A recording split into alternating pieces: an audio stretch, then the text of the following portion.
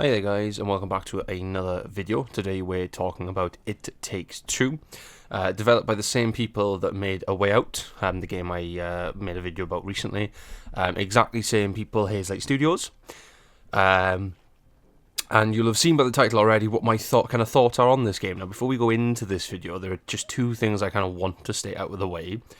The first of which is, by no means am I saying that It Takes Two is a bad game, nor am I using this video to kind of shit all over it, because I'm not.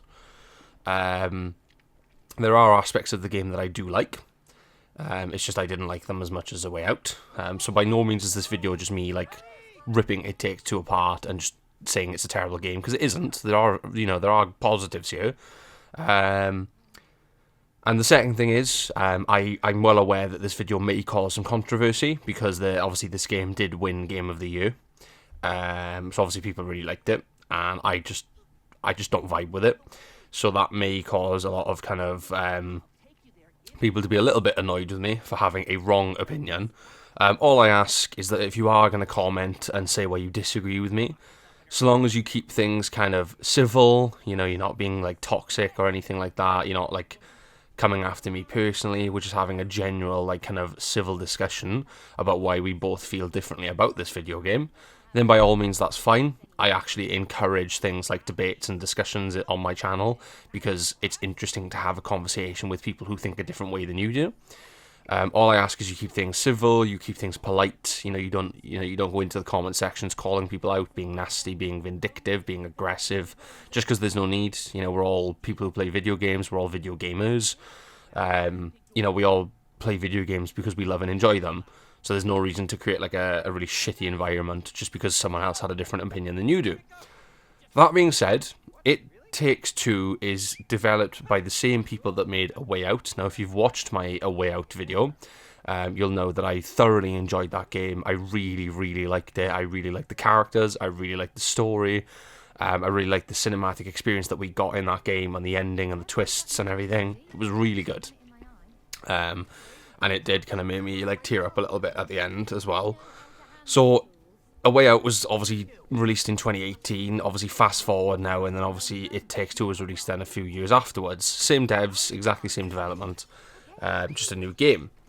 And so my partner and I, Alex, had wanted to play these two games for a while. So obviously we started with A Way Out first, just because that came out first, so it made the most sense, and we really enjoyed it. And then we were like, cool, okay, now we can move on to It Takes Two. Hopefully in time for Hazelight's third game, which is, I think it's called Split Fiction. So they're making another one. So we were like, yeah, we can get this out of the way, and then, that way then when the new one comes out, like in a year's time, we can play that then as well. Cool. Yeah, it makes sense. So we boot up It Takes Two, and we obviously start playing it. And I think, I'm not so sure about her, but for me, within the first couple of hours of playing the game, I'd kind of already decided I didn't like it as much as A Way Out, and there are a few reasons why, obviously those of which I'm going to lay out in the video so people don't just think I'm just saying I don't like it and that's it.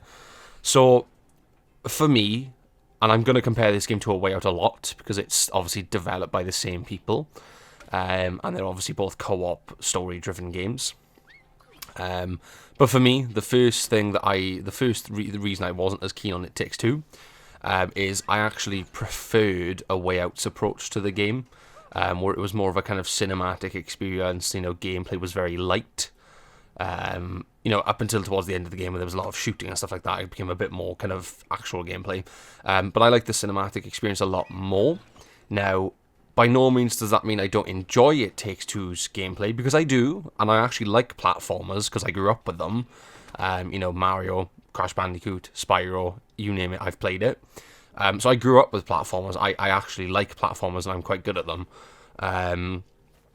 So by no means do I think that It Takes Two platforming is bad, because it isn't. Some of the puzzles are quite interesting. So like there's the nail and the hammer early on in the game, where I was playing as the husband, so I got the nails, and Alice got the hammer. That was quite funny because I kept pinning her in place, and it was really annoying her, and it's really funny. And then there's one later on where you get magical powers. So like I became like a frost wizard. Alex got like a flaming sword. There was the acorn one where I had like a machine gun, and Alex had like a sniper rifle that shot fire. So obviously every kind of different section of the game gives you different things. Another cool one is the space one. So like Alex had like these gravity boots, and I could become larger or smaller. So like the gameplay is interesting. And obviously the mechanics develop and change in different areas, so it's not just the same thing over and over and over again. But yet, it still kind of felt kind of boring after a while. And I think the reason for that is because A Way Out took us about 8 hours to finish. No, it was less than 8 hours. It was like 6 hours and 50 minutes, so 7 hours. And that was getting all the achievements as well. And obviously with It Takes Two, we're doing the same thing. We're obviously doing a run while looking at a guide for where like mini games are and achievement spots are and stuff like that. And already we've hit the 8 hour mark, and Alex was like, oh, surely we must nearly be done. So she Googled it to see like how long was left of the game. And according to that, we're not even like halfway through yet. And we just both kind of audibly sighed because it just feels like the game is going on for far too long. Like, the reason A Way Out works so well is because it was short, sweet, narratively driven story. And It Takes Two is just overstaying its welcome. Like, yes, the platforming changes from time to time with new powers, and that is interesting. But the overall actual base mechanics of jump, run, puzzle don't change. It is just go here, push this, partner holds this, you jump across, now you hold this for partner. It becomes the same thing after a while. It doesn't really change. The environments do, and don't get me wrong, some of the environments are really, really like well designed and really pretty. So there's a bit where you ride on like a kind of ghost fish sort of thing. That's like really, really pretty to look at. And the space one is pretty cool as well. But overall, like, the gameplay, for me, it feels like it just doesn't, like, it changes from time to time with the powers, but that's it. Like, everything else just stays the same, and it gets really boring. The only thing that changes around you is the environment. And again, that is cool, but it's not enough. For me, personally, it gets boring. Moving on from that, like I said, the environments, those are good. I don't really have an issue with those. A lot of them make sense. You know, they're smaller. You know, they've been shrunken down in the real-size world. Obviously, things are huge compared to them. I'm fine with this. Everything makes sense for the most part. And obviously, they're kind of on this weird magical adventure to try and get back to normal. So that's fine. And like I said, some of the environments are really, really pretty as well. So they get, that's a positive. I do like the environments in the game. Now, moving on from that, and this is one of my main gripes of the game, is the characters. Okay, there are main two characters, husband and wife, whose names I've already forgotten because I just don't like either of them. And basically, they're going through a divorce. Their daughter overhears them, gets very sad. That's the whole reason that they are now turned into these little toy things. I don't like either of these parents. They're both like literal psychopaths. Early on, they bicker, they gripe, they mourn, they complain, and like I understand that narratively they're planning to divorce. But at the same time, they literally know the whole reason they've been shrunken down is because obviously the whole point is to stop them having a divorce. So every kind of nice moment, like there are some really nice moments in the game, it's just undercut because then one of them will be really snarky with the other, and it completely ruins it ruins the atmosphere completely. Like, it's not funny. It just spoils it completely. On top of that, just the way these people think. So, like, very early on, they're like, how do we reverse this? And they go straight for, yes, we need to make our daughter cry again. They're just not nice people. Like, neither of these parents, like, at no point throughout the game was I rooting for either of these parents because they're just really shitty people. Like, I'm almost of the mind that they deserve to go through the divorce, and they just should, because they clearly have they just do not, it's like they don't want to get things back to normal. Like, they're literally that petty at times, and it gets really annoying after a while. On top of that, there's this book of love that comes to life, and yes, I know that sounds stupid. It is as stupid as it sounds.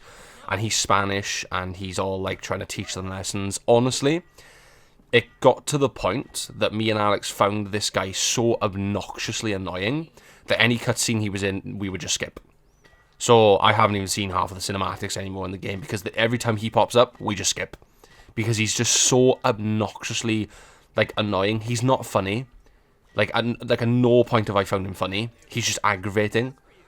And, like, I know he's aggravating to the main characters, and he's meant to be, but when I was, like, told about this game by a friend, they were, like, adamant, like, there's this book guy of love, and he's really funny, and I thought, like, oh, okay, cool. And he's just not. Like, anyone that finds this book funny, I really don't understand what your sense of humour is, because he isn't. He's just obnoxiously, like, irritatingly annoying. like he just isn't funny at all. There is not a single line of dialogue that I've heard him say where I've laughed or gone, that's funny. He's just annoying. He just shows up at random intervals just to piss on your bonfire and then leaves. And he's just irritating. Like, the dialogue for him sucks. So, any cutscene he's in, we just ended up skipping because he's just incredibly aggravating. So, didn't like him. Don't like the main characters either. Don't really like the daughter either, to be honest. There's I know it's a video game, and I'm probably reading too much into this, right? But there are multiple sections where the daughter goes to speak to her parents, who are asleep, in quotation marks, because obviously they're under this curse, this spell, whatever, because they're little toys. And the daughter greets them on multiple occasions, and at no point decides to, like, go up and poke her parents or, like, shake them to see if they're okay. She just leaves them there. And they're like, what?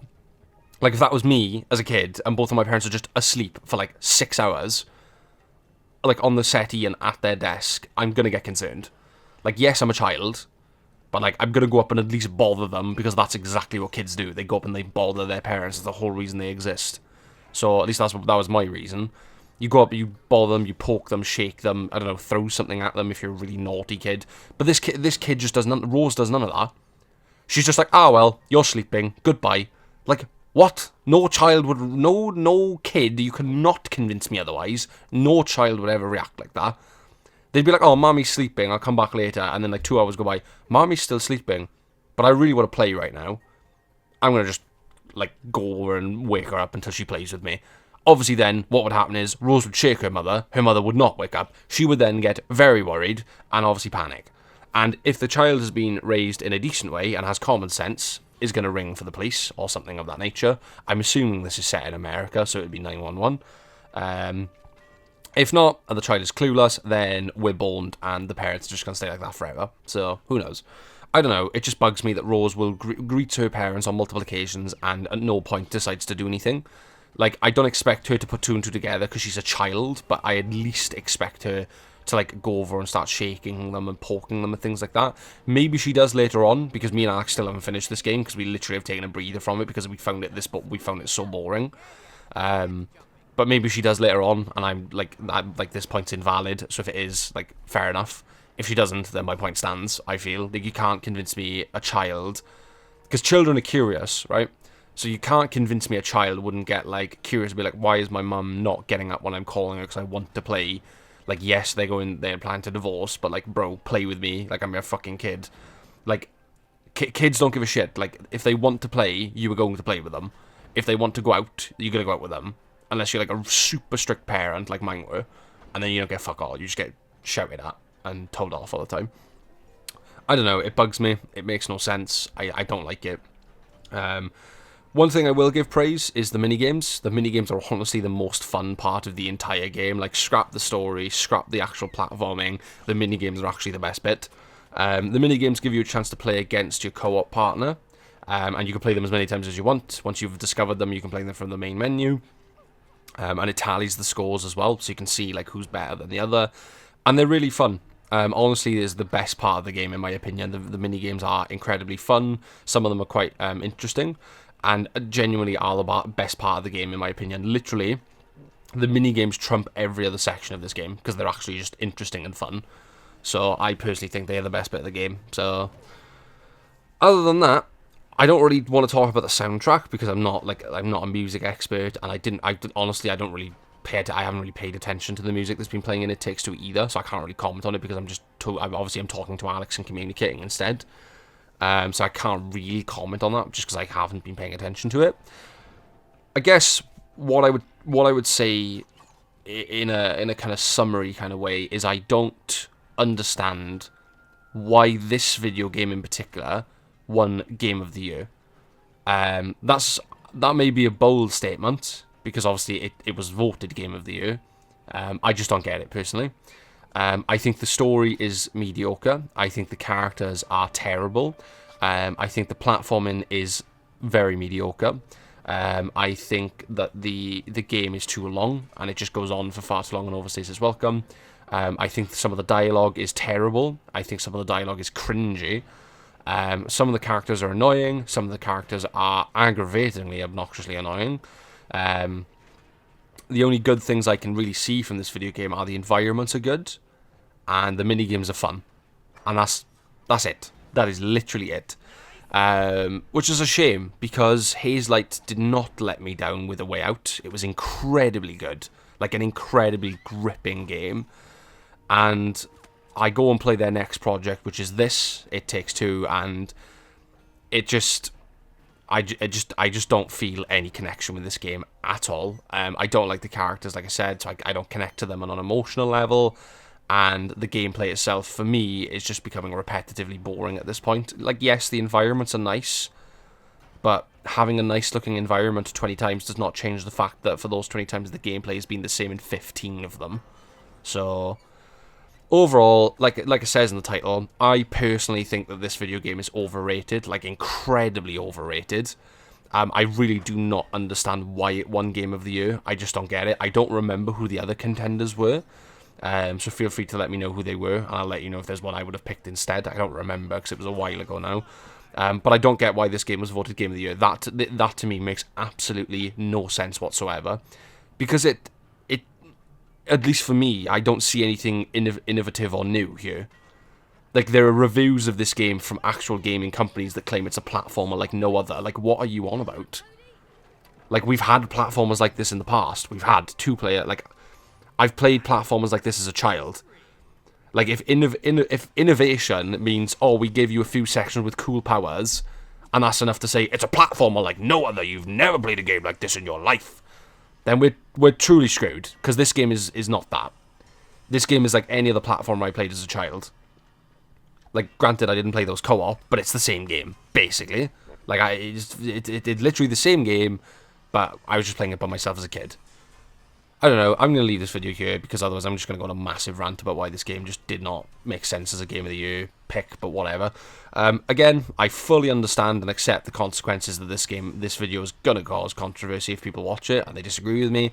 Like I said at the beginning, as long as you keep things civil and we can have an adult debate and conversation in the comments, that's absolutely fine. By all means, that is fine. Just, again, keep things civil, don't be toxic, just don't be an arsehole, don't be nasty, it's not hard, just be nice and polite, and just, you know, discuss your point in a civil way, because I'm not against people, like, disagreeing with me. That's what makes this interesting, like, that's what makes YouTube interesting, is seeing views from other people and how they think on something that I think differently.